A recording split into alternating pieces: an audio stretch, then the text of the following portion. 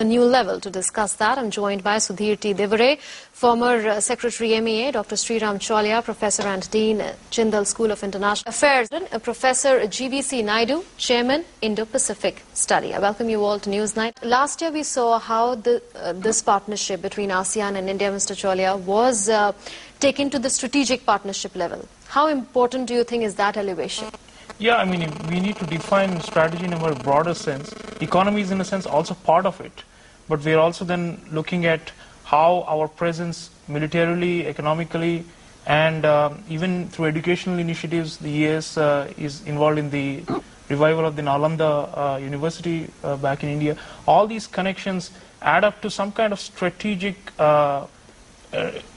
configuration in the region, wherein there is an attempt by the smaller Southeast Asian nations to have more options and greater freedom and to be able to exercise autonomy in the shadow of the Chinese giant. Mm-hmm. So that is where I think the strategic intent comes in. Prime Minister has been clear that we are moving in that direction. Although we would not want to be seen as, being any kind of crude counterbalancer against the Chinese, because we have our own independent ties with the Chinese, which are also booming economically.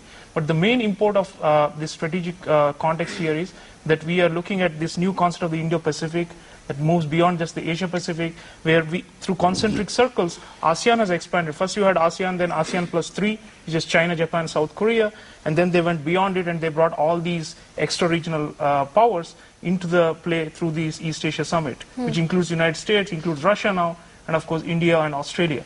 So I think the Chinese have been a little wary of having some of these other players who could act as, in a way pushing the Southeast Asian nations to stand up to Chinese demands a little more. And so they have been, initially they even objected to India's presence. They had problems with Australia being there, they had problems with the United States being there.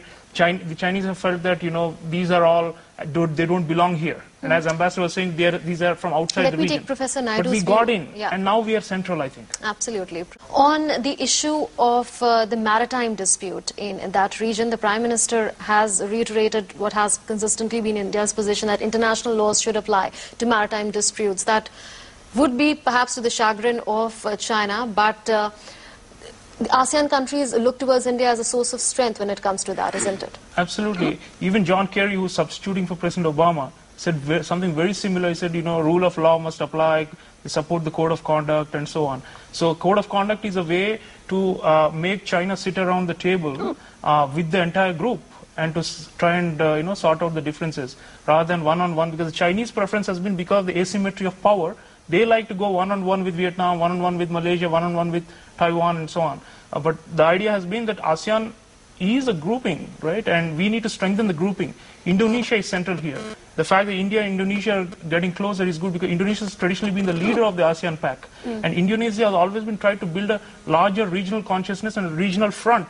Not necessarily anti-Chinese, but just to show unity and as a way of projecting strength. कितने घनिष्ठ है ये संबंध, कितना वजन दिया जा रहा है, इनको दिया जाना चाहिए, पर्याप्त है, नहीं है, इसके बारे में आपकी टिप्पणी चाहूंगा। जी, कोशिशें तो यही हैं कि अभी 80 बिलियन डॉलर से आगे ले जाकर 100 बिलियन डॉलर तक हमारे व्यापार संबंध बढ़े, तो इससे काफी गहरे बन जाते हैं। और दूसरा, जैसे आपके कमेंटेटर ने कहा कि ये free trade area for services भी बनाई जाएगी, जिससे कि काफी फायदा होगा हमारे व्यापारियों के लिए, हमारे चेंबर्स, हमारे कमर्शियल इंटरेस्ट के लिए, तो इससे भी बहुत आगे बढ़ेंगे। दूसरा, प्रधानमंत्री ने ये भी कहा, बयान दिया ब्रुनेई और इस दौरे से पहले, कि पहले तो आसियान और हमारे आर्थिक ही होते थे, लेकिन अब सामरिक होने लगे हैं, स्ट्रेटेजिक, इकोनॉमिक टू स्ट्रेटेजिक। तो ये भी एक शिफ्ट होता जा रहा है और आगे देखें कि भारत एक राजनीतिक और सामरिक अगर वहां पे किरदार निभाता है तो मेरे ख्याल से और भी ज्यादा मजबूत बनेंगे। तो प्रधानमंत्री ने हर तरह के संबंध को मजबूत करने की बात कही है। तो तमाम मुद्दे हैं जिन पे सहयोग हो सकता है और उसे पूरी तरह से टटोला भी जा रहा है, जो कि बहुत ही अच्छी बात है। लेकिन अगर हम ट्रेड की ही बात करें, व्यापार की बात करें, तो ये जो नया फ्री ट्रेड एग्रीमेंट होने वाला है, पहले भी एक हो चुका है, लेकिन सेवाओं और निवेश को लेकर प्रोफेसर चौलिया जो फ्री ट्रेड एग्रीमेंट होगा इस साल के अंत तक हो सकता है, उसमें क्या जो ट्रेड का अभी भी इम्बैलेंस है आसियान और इंडिया के बीच में, उसको संतुलित करने में मदद मिलेगी? जी बिल्कुल, संतुलन का ही मकसद है बल्कि देखा जाए तो इंडोनेशिया, फिलीपींस वगैरह में कुछ लोगों ने आपत्ति भी जताई है कि भारत की तो स्ट्रेंथ है सर्विसेज और उसकी वजह से ऐसा ना हो कि वहां की क्वालिफाइड प्रोफेशनल्स आके हमें पूरी तरह डुबो दें। तो इसीलिए लेकिन हमारी डिप्लोमेसी भी कामयाब रही है, हमने सबको मनाया है कि इसमें दोनों तरफ का फायदा है। और लोग आसियान राष्ट्रों में ये भी लोग जानते हैं कि अभी जो गुड्स की जो पहले फ्री ट्रेड एग्रीमेंट थी उसमें उनको बहुत बेनिफिट्स मिले हैं और उसकी वजह से अभी एक बैलेंसिंग एक्ट है ये कि हमारी सर्विसेज अगर ये एग्रीमेंट बन जाए, लेकिन अभी भी थोड़ी दिक्कतें हैं जिसमें अलग अलग आसियान राष्ट्रों के अंदर इंटरनली हर एक की रजामंदी होनी पड़ेगी। बल्कि हालांकि कंक्लूड तो हमने डील कर लिए हैं, तो उम्मीद यही है कि जल्द से जल्द ये हस्ताक्षर हो और आगे कारोबार इस तरह बढ़े कि हमारे जो स्ट्रेंथ है सर्विसेज की, हमारी प्रोफेशनल्स जो हैं उनको मौका मिले वहां पे जाकर अपनी सर्विसेज अदा